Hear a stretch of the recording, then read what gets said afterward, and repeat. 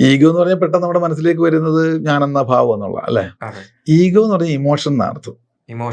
Emotions അതപ്പോ പല വിധത്തിലുള്ള ഈഗോസ് ഉണ്ട്. അപ്പൊ കോമൺ ആയിട്ട് പറഞ്ഞ 3 ഈഗോ സ്റ്റേറ്റ് ആണ് മനുഷ്യന്മാർക്ക് ഉണ്ടാകാറുള്ളത്. ഈഗോ സ്റ്റേറ്റ് അവസ്ഥ ഒന്ന് ചൈൽഡ് ഈഗോ സ്റ്റേറ്റ് എന്ന് പറയും.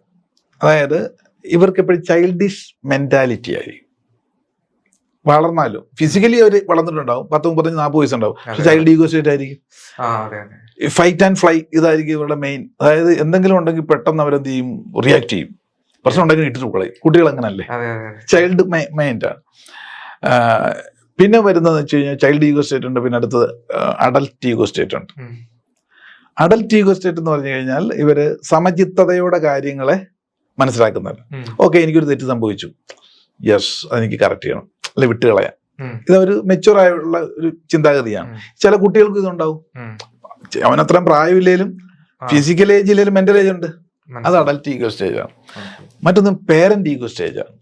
പേരന്റ് ഈഗോ സ്റ്റേറ്റ് എന്ന് പറഞ്ഞാൽ ചെറുപ്പത്തിൽ പേരൻസിനെ കണ്ട് അത് തന്നെയാണ് സത്യം എന്ന് മനസ്സിലാക്കിയിട്ടുള്ളത്.